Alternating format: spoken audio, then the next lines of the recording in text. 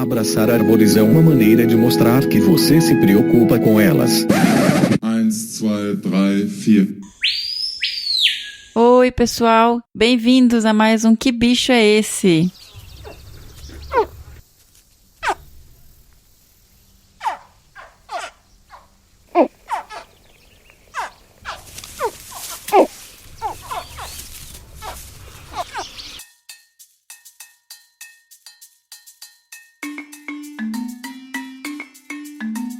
Bom, nós recebemos 3 e-mails em relação a esse bicho. O primeiro foi: Bom dia, desabraçadores. O bicho do episódio 28, que está fantástico, é um jacaré. Não tenho certeza de quem seja, pois todos têm a vocalização muito similar. Porém, acho que pode ser o caimã yacaré, jacaré do Pantanal. Ele mede cerca de 3 metros, distribui-se na parte central da América do Sul.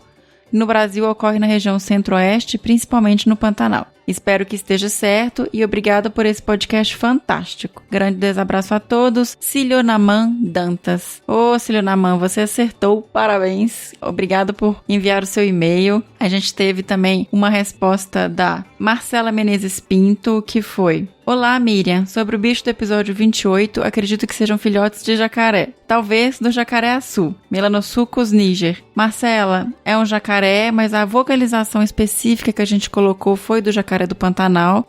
Mas eu concordo com você, é realmente difícil separar as espécies. Eu nem sei, na verdade, se é possível, assim, só ouvindo. Então, parabéns. Eu considero também um acerto. Ela finalizou com parabéns pelo trabalho e um desabraço, atenciosamente, Marcela. E a gente teve também um e-mail da Amanda Mello, querida, falando: Oi, pessoal, o bicho do último episódio eu consegui identificar o animal, mas não tenho certeza da espécie exata. Por isso vai um chute dessa vez também. São filhotes de jacaré que eu vou chutar ser da espécie jacaré do Papa Amarelo, Caimã latirostris. Uma vocalização nova também que eu aprendi aqui. Muito bom e muito obrigado, espero ter acertado. Até o próximo. Beijos, Amanda Mello. Gente, todo mundo acertou. É o jacaré e a vocalização de filhote. E, na verdade, a gente escolheu, como eu falei, a vocalização do jacaré do Pantanal, mas, na verdade, o bicho que a gente vai falar aqui hoje é o jacaré do Papa Amarelo, porque a gente vai ter um bate-papo super legal com a Jane de Oliveira. A Jane, que é mestre e doutora pela UERJ, no programa de pós-graduação em Ecologia e Evolução, e ela estuda ecologia de répteis e atualmente faz pós-doc também na UERJ. Além de jacarés, ela estuda serpentes e lagartos,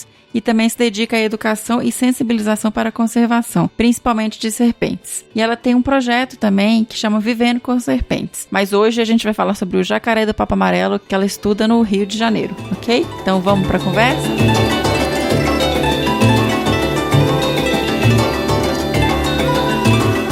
Então, eu tenho aqui comigo hoje, gente, a Jane Oliveira. Jane, muito obrigada por ter aceitado gravar com a gente, contar um pouquinho das suas pesquisas, do que você estuda com os jacarés. Bem-vindo ao Desabraçando Árvores e ao Que Bicho é Esse? Obrigada a você, Miriam, pelo convite, pela oportunidade de falar um pouquinho. Obrigada. Então, Jane, a vocalização que a gente tocou no episódio foi uma vocalização de filhotinhos de jacaré do Pantanal. Uhum.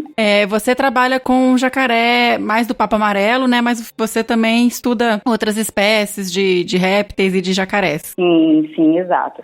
Os jacarés do Papa Amarelo são o meu objeto de estudo aqui no estado do Rio de Janeiro, no Espírito Santo, porque é a espécie da Mata Atlântica, né? Uhum. Inevitavelmente a gente acaba conhecendo bastante sobre os outros jacarés também, do Pantanal, mas, por exemplo, né? Uhum. Mas também estudo outros répteis que todo mundo parte de um grande grupo, né? Jacarés, serpentes, as tartarugas, e inclusive todos esses animais são também evolutivamente parentes das aves, né? É um grande grupo que forma jacarés, crocodilos e lagartos e serpentes, e também as aves, o que é uma coisa que a maioria das pessoas não sabe, né? São um grande grupo muito próximo. Aves são evolutivamente répteis que se originaram de uma linhagem de dinossauros, né? De um período muito anterior ao nosso, assim. E até falando em relação à proximidade com aves, as pessoas, eu acho que têm uma imagem de que répteis são animais que não têm muito cuidado parental, essas características, que é a relação familiar, assim, do animal, né? Essa vocalização que a gente rodou dos filhotinhos, eles estão, na verdade, fazendo uma vocalização de chamado da mãe. Como que funciona isso, Jane? Essa questão de relação comportamental dos animais, filhotes, com os pais? É muito legal isso, né? Essa vocalização que vocês colocaram do filhotinho é uma das coisas mais interessantes, assim, que a gente vê na natureza, no grupo dos répteis, principalmente, porque a gente realmente tem essa imagem de que répteis não têm esse cuidado parental, né? E de fato, a maioria dos bichos, dos répteis, não tem. As serpentes, por exemplo, né? Elas deixam os filhotes ou deixam os ovos e vão embora, e os ovinhos, depois que eclodem, os filhotinhos saem. Mas os jacarés, eles se afastam absolutamente desse comportamento, né? De não cuidado parental. Os jacarés, eles têm um comportamento social incrível, é muito interessante. E eles iniciam essa vida social ainda dentro dos ovos, né? É fantástico você imaginar. É incrível, gente. É muito legal. Assim que os filhotes, eles já estão no estado de desenvolvimento avançado, né? Prontos já para saírem dos ovos, os filhotinhos, eles começam a vocalizar para estimular até os outros filhotinhos a saírem também dos ovos, a partirem para a vida livre fora do ovo. E esse comportamento, ele persiste durante muito tempo, né? A gente vê filhotes aí de quase 2 anos de idade ainda fazendo a vocalização chamando a mãe, depois para serem defendidos, né, de algum perigo que eles considerem, né?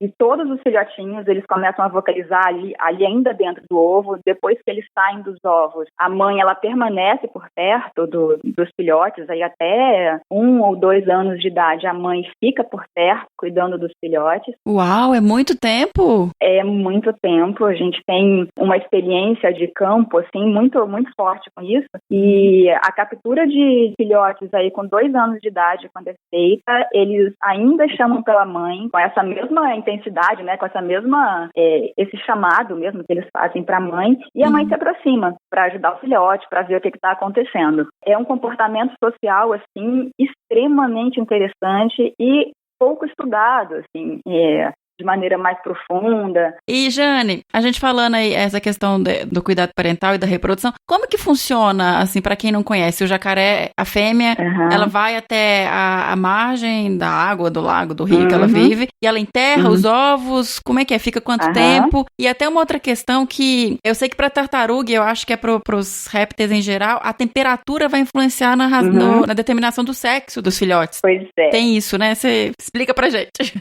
São muitas informações diferentes.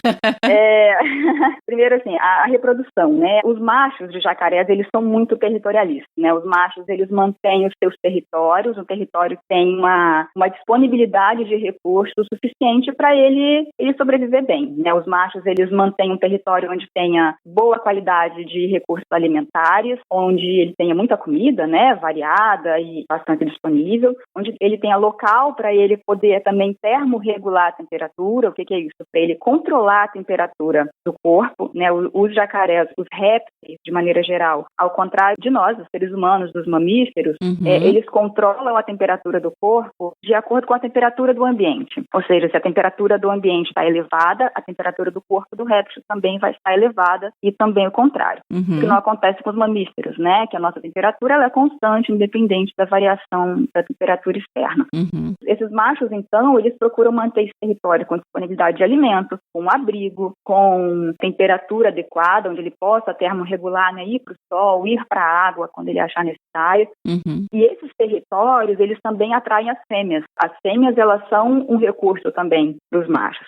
E essas fêmeas, após a cópula, após o período de reprodução dos bichos, né, que vai aí entre dezembro e fevereiro, mais ou menos, em que eles estão ativos e se reproduzindo e procurando parceiros sexuais para a reprodução, essas fêmeas, elas procuram, em geral, a margem dos rios. Elas vão ali para uma área na borda dos rios, onde elas tenham folhas e galhos e restos de qualquer coisa que tenha no solo, que elas possam fazer esses ninhos, né? Os ninhos são grandes amontoados de vegetação, de graveto, né? De pequenos pedregulhos que elas possam amontoar, e elas colocam os ovos dentro desses ninhos. Elas colocam uma variedade imensa de ovos, entre 10 e até 50 ovos já foi registrado. Uau. É muito, muito bacana isso. Existe uma taxa de predação muito grande também, porque tem muitos bichos que comem os ovos, né? né, desde serpentes a lagartos, aves mesmo, né, que predam esses ovos. Então, essa grande quantidade de ovos para qualquer espécie é um fator evolutivo muito importante, né, que faz com que, ainda que muitos ovos sejam predados, alguns possam sobreviver, né? E o que é muito interessante também, voltando a falar de comportamento social,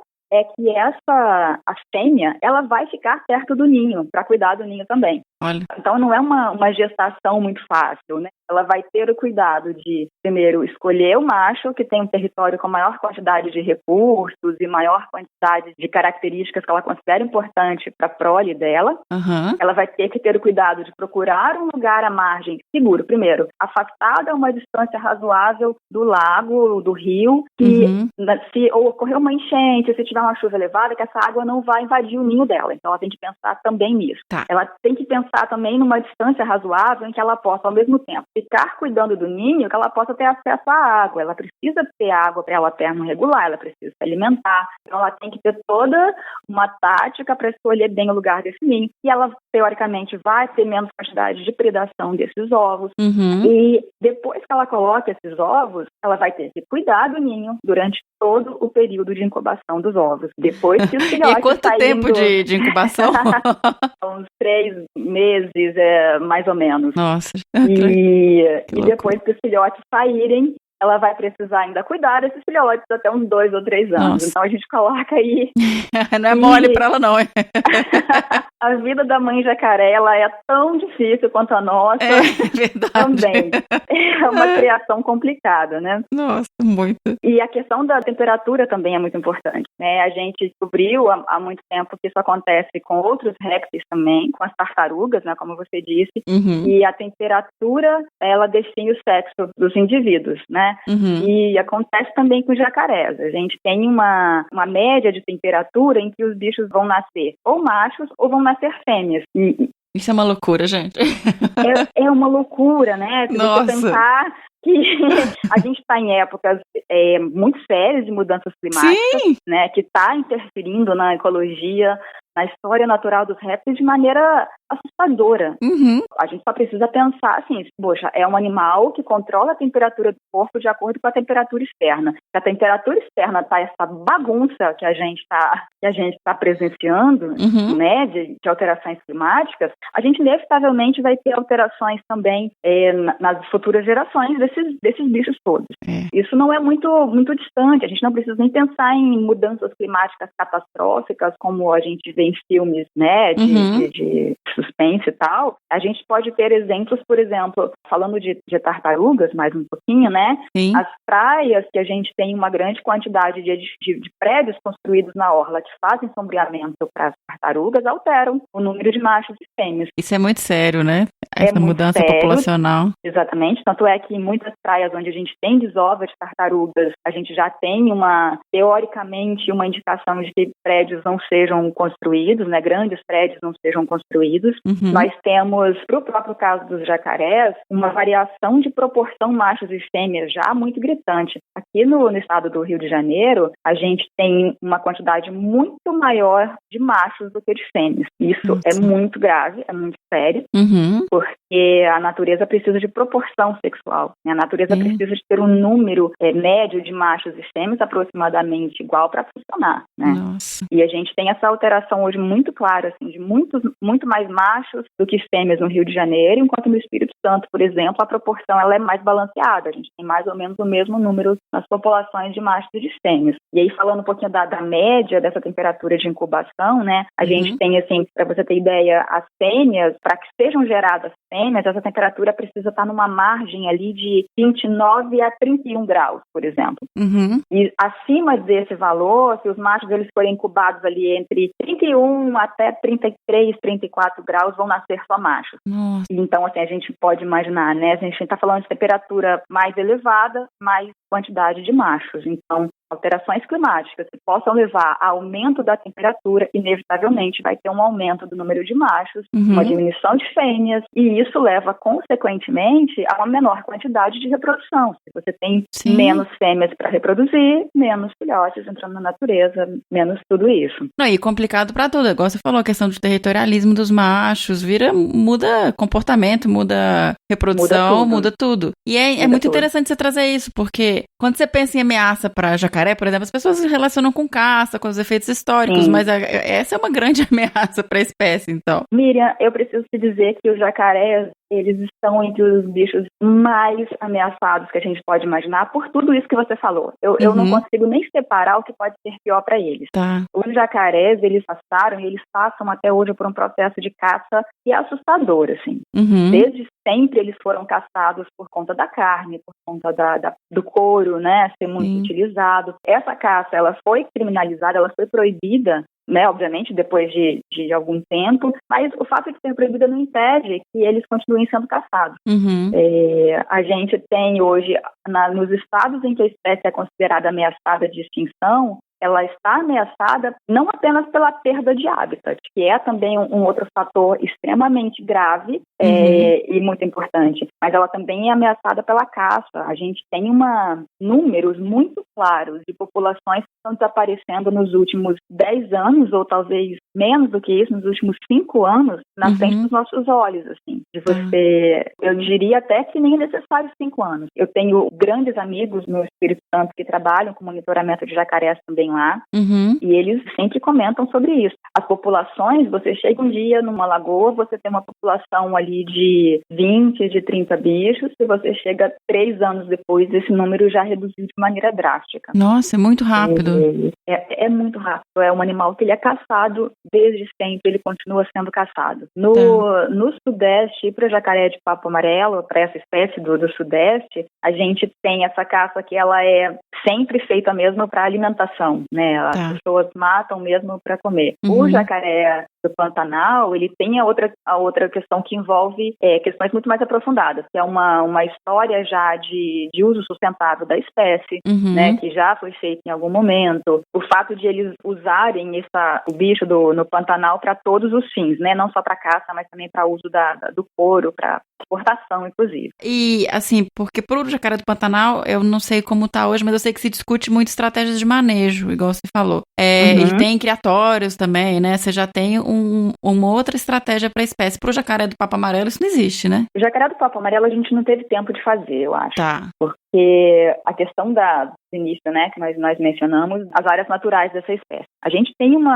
casos hoje de jacarés de papo amarelo vivendo em área urbana, e todo mundo que vive na região sudeste já se esbarrou em algum momento com um jacaré de papo amarelo em algum parque, seja, né, algum parque municipal, em alguma lagoa urbana. E esse é um problema muito grave que precisa ser falado. Primeiro, para começar, répteis são animais que eles despertam um fascínio desde sempre, e esse fascínio ele pode ser muito negativo ou muito positivo, né? A gente costuma falar que os jacarés, por exemplo, eles são animais que ou as pessoas gostam muito pela curiosidade ou elas têm pavor. É verdade.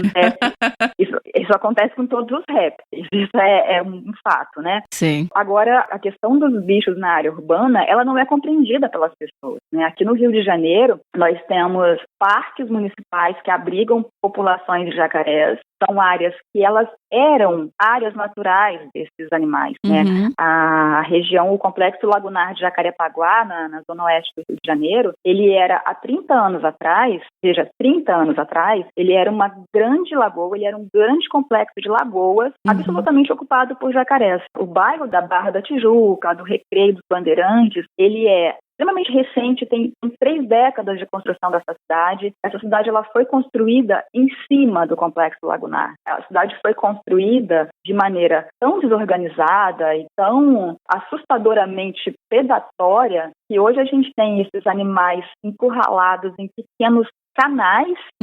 Quem visitar o Rio de Janeiro um dia vai observar isso. O que era antigamente braços das lagoas, né, canais que as lagoas desaguavam no mar, hoje são canais de esgoto. Então, é uma coisa assustadora de você ver. E tem os bichos. E os bichos estão lá.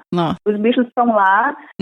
Existe uma relação humana muito próxima. A gente estava falando sobre o comportamento social deles entre os indivíduos, mas os jacarés são animais também extremamente sociáveis com humanos, né? Eles são extremamente inteligentes, eles aprendem muito rápido. Eles reconhecem um ponto onde eles são alimentados, habituados, eles se acostumam com o manejo de maneira muito, muito fácil. E isso, ele não só é perigoso para os humanos, como ele é perigoso também para os próprios bichos, né? Aqui na Barra da Tijuca, a gente tem o problema mais... Eu nem consigo dizer qual é o problema mais sério na Barra da Tijuca, mas a gente tem o problema, primeiro, dos bichos não terem mais a área natural deles, que foi primeiro invadida pela cidade. A cidade invadiu o hábitat, né?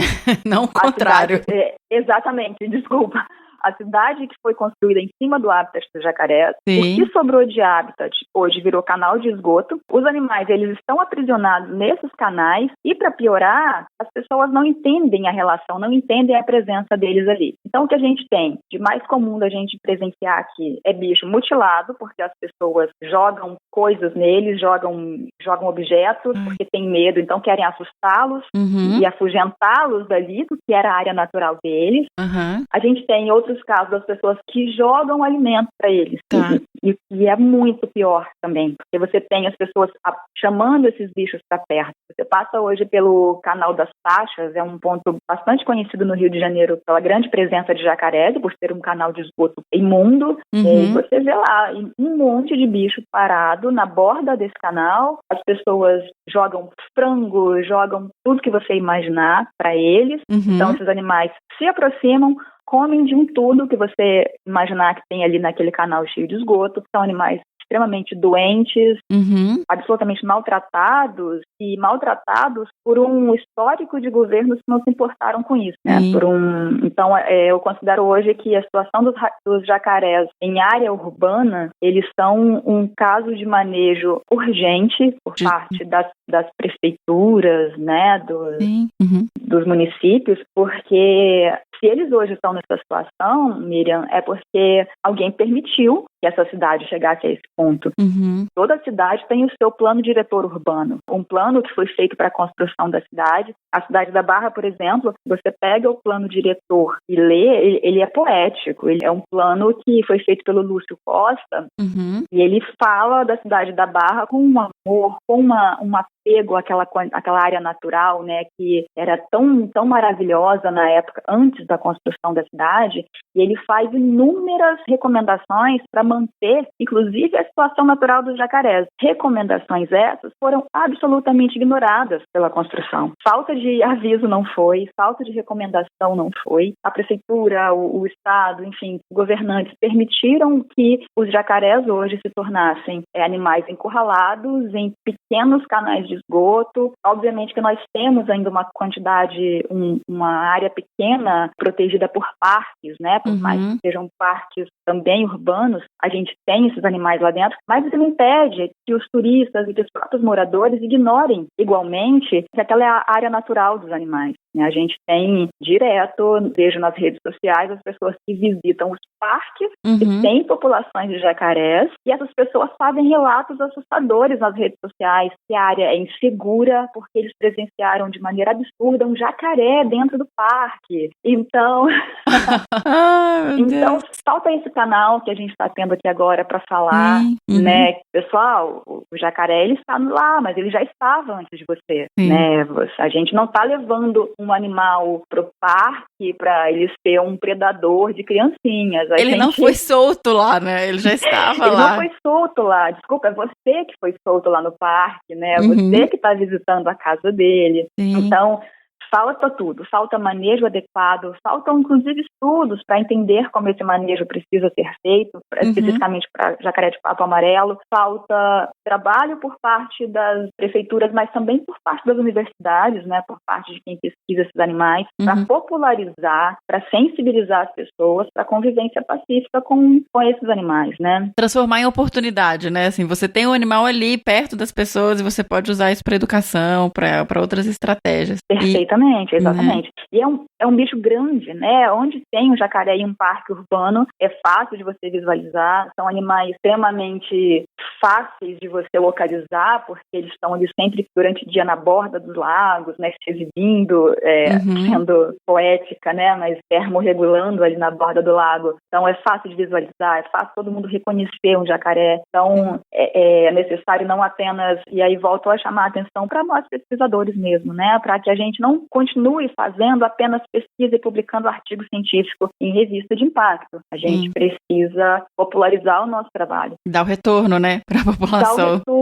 Dá o retorno. Não custa, né, você tirar um tempinho para falar sobre ciência com quem não tem obrigação de saber o que é ciência, né? Exatamente. Vamos combinar também. E até linkando com isso, Jane, qual que tem sido, assim, o foco do seu estudo no Rio? Porque já vi que é um desafio tremendo trabalhar com jacarés urbanos. E eu fiquei mais impressionada de saber que isso também, toda essa questão dos problemas que vocês têm hoje, já são previstos anteriormente, não é uma coisa totalmente recente. Então, dentro desse histórico e das pioras que vocês têm vistos e desse não retorno em termos de governo, em termos de estudo, qual que você acha? O que vocês têm feito e quais seriam algumas estratégias para tentar minimizar um pouco esse problema? A questão da recomendação, né, de manter as áreas dos bichos, assim, sempre foi uma preocupação. A gente está falando de um animal grande, né, o jacaré de papo amarelo, ele chega até 2 metros, raramente você vai encontrar um animal acima disso. Hoje a gente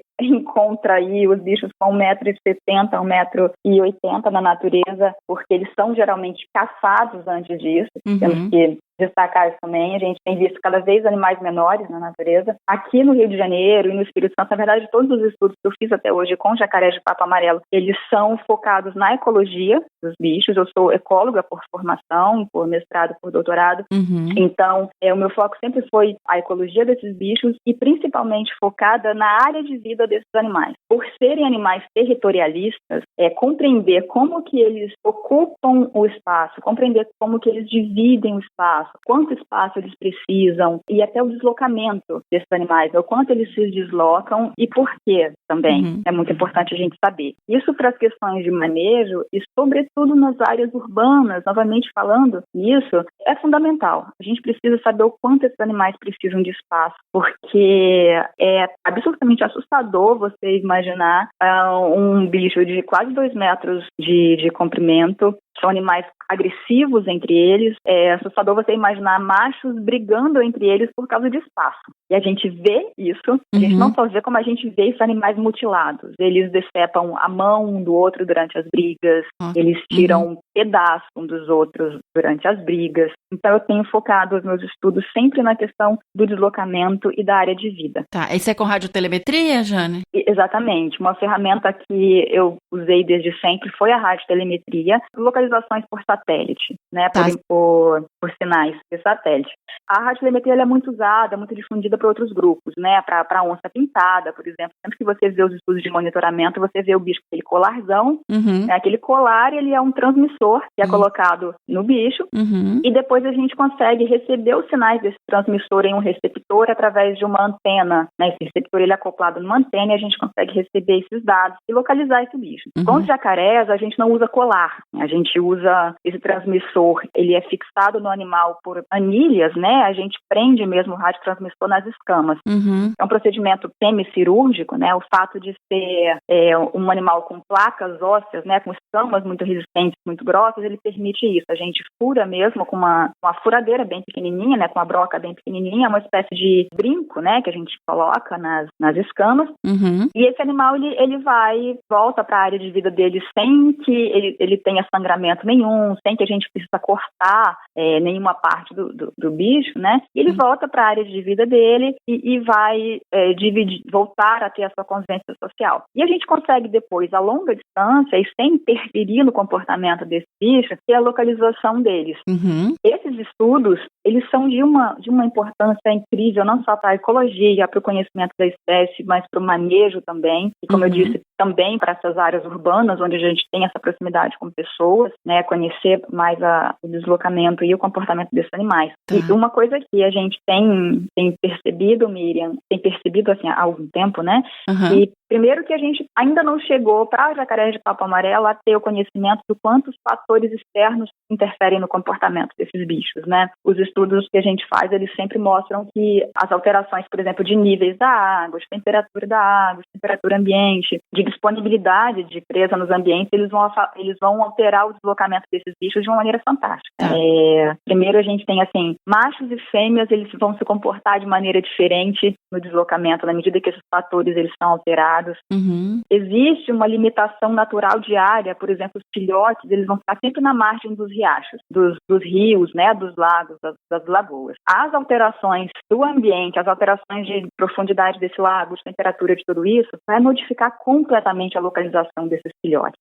E a gente tem que lembrar que filhotes com 3 ou 4 anos, eles já estão começando a procurar uma área de vida própria, a estabelecer um território próprio. Então, quando a gente tem situações normais, esses filhotes, eles vão procurar as áreas deles, fugindo dos machos territorialistas que já estavam ali naquele lago. Quando a gente tem as alterações externas, como essa que eu falei de alterações do habitat natural, esse comportamento ele vai ser absolutamente alterado. Esses machos jovens vão ter que começar a procurar as mesmas áreas de vida dos adultos, a gente vai ter uma maior quantidade de disputas territoriais e, geralmente, os machos adultos vão vencer a disputa, né? E vão ou expulsar os machos jovens para uma área com menos recursos e eles vão ter uma menor qualidade de alimentação, uma menor qualidade de tudo isso, ou eles podem até morrer mesmo.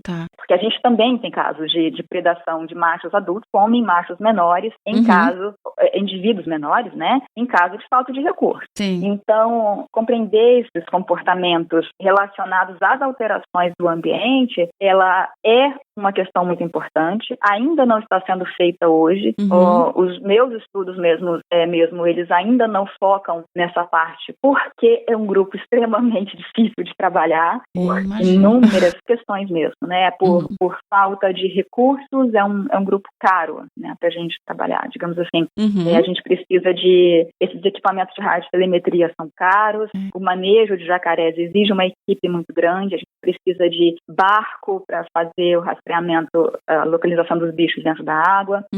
Em casos mais adequados, a gente poderia usar um drone até para fazer o rastreamento, mas infelizmente a pesquisa brasileira está longe de ter recursos para isso, mas é uma questão em aberto, é uma questão extremamente importante para a gente fazer o manejo desses bichos de maneira adequada, compreender então, primeiro, esse monitoramento sem interferência, né, esse monitoramento via radiotelemetria, ele pode ser considerado um dos mais eficientes e um dos que causam menos interferência no comportamento do bicho, porque você não se aproxima, você consegue monitorar a distância, né? E, além disso, a gente conseguir associar as alterações do ambiente, as alterações do clima a esse comportamento. Então, são questões hoje que são foco de estudos futuros meus, espero que de outros colegas também, né? E que são emergenciais. A gente não tem mais tempo para muitas populações de papo amarelo, de aguardar muito para isso, né? Os bichos estão desaparecendo e não é assim. A gente de fato não tem muito tempo para entender. É muito urgente, né? Estou impressionada, assim, muitos desafios, né? Assim, eu não tinha essa dimensão toda. E aí, o que você está falando, porque por mais que sejam necessários outros estudos e são caros, mas existe essa demanda por mais conhecimento, ao mesmo tempo você já tem que partir para ação, porque não tem mais muito tempo para ficar só estudando. Então... Sim, exatamente. E a gente já tem uma base, sabe, Miriam? A gente já sabe que os animais são territorialistas, né? Há dezenas de anos a gente já sabe que animais territorialistas precisam de mais espaço, a gente já tem um conhecimento da ecologia básica da espécie, a gente já sabe que eles comem, a gente já sabe como que eles dividem o espaço ali de maneira prática, né, entre machos, fêmeas, jovens e adultos. Então, o que está faltando nesse momento é ação, de fato. É ação governamental para proporcionar áreas adequadas para esses bichos. É ação também da pesquisa para fazer as ações de educação ambiental sobre a espécie. É uma fiscalização mais rigorosa em relação à caça, que para a Mata Atlântica a gente não pode usar essa desculpa de que são áreas imensas, como é o caso da Amazônia, que é difícil fiscalizar. Não é. Primeiro que jacaré a gente sabe onde eles ficam. É isso que eu ia falar, não é uma coisa que o bicho tá solto no meio da mata e você não consegue acompanhar e achar o problema, né? Ele tá ali restrito a uma área. Exatamente, não é difícil. A gente tem casos de caça, inclusive, dentro de unidades de conservação, né? Inclusive, não. A gente tem casos de caça nas unidades de conservação, populações que foram extintas localmente, mesmo estando protegidas por unidade de conservação. Então, não é algo que, aparentemente, as pessoas olham para os bichos, veem um lago num parque municipal e vê lá 2 ou 3 bichos, acham que está tudo bem. Mas não está tudo bem. Não está tudo bem e vai piorar, né? Sem querer ser pessimista, mas sendo realista, né? E é muito interessante, assim, como essa questão dos desafios, elas não param nas dificuldades logísticas que a gente tem, financeiras e tudo isso, né? Existe toda uma questão, um mito que é colocado em cima disso por parte das pessoas, né? Que, só para você ter ideia, o elogio que eu mais recebo nas redes sociais, eu uso as redes sociais para fazer educação ambiental e sensibilização, e o elogio que eu recebo na maioria dos casos é: você é corajosa. Como você é corajosa. Nossa, e mulher ainda, né? Uau! Olha, ainda tem um extra de... Tem um extra muito forte nisso, porque, primeiro que eu diria que esse é um elogio, porque quando eu acho que é agressivo é quando as pessoas dizem: eu não acredito que você pega. Ai, gente! Esse é um pouquinho pior. Então, esse desafio também de você mostrar para as pessoas que é tudo um trabalho, que é tudo questão de técnica, né? Eu não sou corajosa, eu aprendi a fazer isso, porque eu tive quem me ensinasse, eu tenho técnica, eu tenho equipamentos que me ajudam a fazer isso. Obviamente não tenho força para segurar um jacaré no braço, a gente utiliza equipamentos de contenção, a gente tem uma equipe grande para fazer essa contenção, né? Então, os desafios, eles são desde as questões, todas as questões que a gente falou, que começa lá na estrutura das cidades, né? Na construção das cidades, na questão da invasão do espaço natural, passando pela caça, passando pela educação ambiental e passando também pelo respeito à coleguinha que trabalha. Termina aqui. Incrível, né? Embora não seja nessa mesma ordem, né? Mas a gente tem toda essa questão que envolve, né? Com certeza. Nossa, Jane, eu fiquei muito impressionada com a nossa conversa e de saber tanto sobre espécies, desses todos os desafios que vocês enfrentam. Eu quero te dar parabéns pela persistência em seguir pesquisando os jacarés e te desejar todo o sucesso, assim, e, né, acho que tem aí um caminho bem longo e difícil pela frente e vamos tentar, né, mudar isso, fazer isso que a gente está fazendo agora, trazer informação e tentar levar para as pessoas. Exatamente. Desafio a gente sempre teve, sempre vai ter, né? É persistir mesmo e pular por cima aí dos obstáculos, porque tem muitos que a gente não consegue vencer, não. A gente tem que pular mesmo. É a realidade. Obrigada a você, Miriam, mais uma vez pelo convite, pela oportunidade de falar um pouco sobre isso, que é tão difícil esse canal, né? A maioria das pessoas sequer aceitam ler sobre quando a gente escreve. A gente está tentando invadir rede social de todas as formas, tentando invadir a cabeça das pessoas, né, de maneira positiva, essa necessidade da conservação, não apenas de jacaré, né, não apenas de répteis, mas conservar, sobretudo, as áreas naturais, né? Quando você, talvez mais urgente do que a gente proteger as espécies, seja proteger o ambiente natural dessas espécies, porque você vai estar protegendo todo o ecossistema, todo o funcionamento, né, ali daquilo. A gente precisa convencer as pessoas que conservação, ela é uma questão que atinge todos os públicos, né? A conservação não atinge lados políticos, religiosos, a conservação, ela é necessária para a nossa sobrevivência. A natureza vai sobreviver muito bem sem nós, obrigada. Ao contrário, não é verdadeiro. Né? O planeta Terra vai continuar aí por muitos milênios ainda. A espécie humana, a gente não está tão certa disso, né? Não, com certeza não. Perfeito, concordo. Então é isso, brigadão e estamos aqui para isso, viu, Jane? À disposição sempre. Show de bola. Obrigada a você, um abraço. Um beijo. Tchau. Tchau, tchau. Mais um produto com a edição do Senhor A.